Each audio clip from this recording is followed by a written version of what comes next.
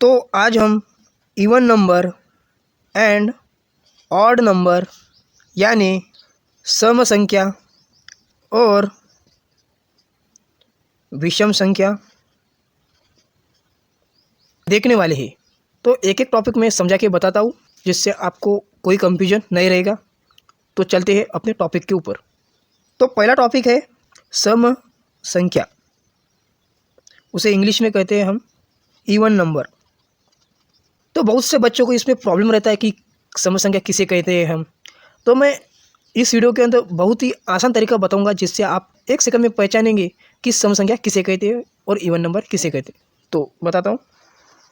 सम संख्या यानी तो किसी भी संख्या को जब 2 से पूरा भाग जाता है तो उसे हम सम संख्या कहते हैं। आगे समझ में? फिर से बताता हूँ।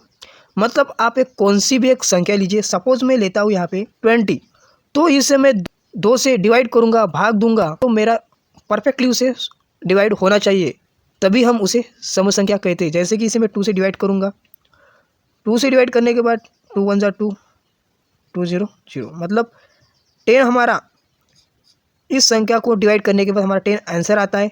तो इसे 2 से परफेक्टली डिवाइड हुआ है तो उसे इसी संख्या को हम सम संख्या कहते हैं। आगे समझ में? कितना आसान है। तो एक और एग्जांपल लेता हूँ मैं। सपोज मैं यहाँ पे 5 लेता हूँ, 5/2। तो इस संख्या को डिवाइड हो सकता है क्या, देखते हैं हम।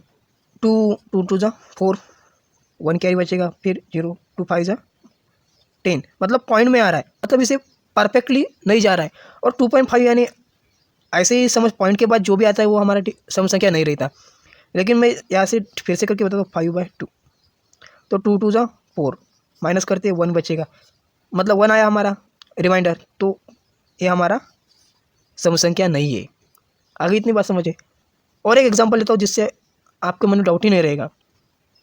12/2, तो इस संख्या को परफेक्टली डिवाइड हो सकता है, जैसे कि 2 6 जा 12, मतलब 6 हमारा इवन नंबर है, सम संख्या है। हो गया डाउट क्लियर? कुछ नहीं, बहुत आसान है, बस आपको थोड़ा सा समझना होगा, कॉन्सेंट्रेट रहना होगा। तो चलते हैं हमारे सेकंड टॉपिक के ऊपर, जो कि है विषम संख्या, ऑड नंबर। तो सेकंड टॉपिक है विषम संख्या, इसे इंग्लिश में कहते हैं ऑड नंबर।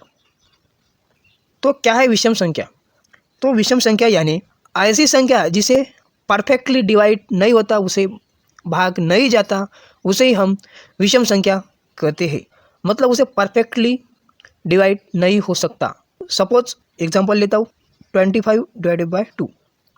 तो इसे डिवाइड करने के बाद 2 1 जा 2, 2 2 जा 4, रिमाइंडर में 1 बचेगा, मतलब 5 में से 4 गया, कितना बचता है 1, तो हमारा रिमाइंडर आता है वो 1 आता है, मतलब ये हमारा विषम संख्या है, क्योंकि इसे पूरा भाग नहीं गया ना। अगर पूरा भाग गया होता तो हम उसे क्या कहते हैं, इवन नंबर कहते हैं, सम संख्या कहते हैं, है कि नहीं जी। और एक एग्जांपल लेता हूँ, 31 लेता हूँ, तो इसे डिवीजन में करके बताता हूँ। 31/2, तो 2 1 जा 2, 3 में से 2 गया, 1 बचेगा, 1 ऊपर से लूँगा, फिर 2 5 जा 10, 1 आया, इसे माइनस करने दे, तो रिमाइंडर 1 आया।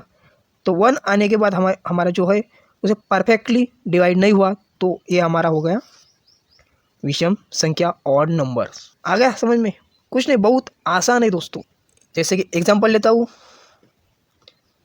1 3 5 7 dash dash dash up to infinity तक हम इसे विषम संख्या कहते हैं।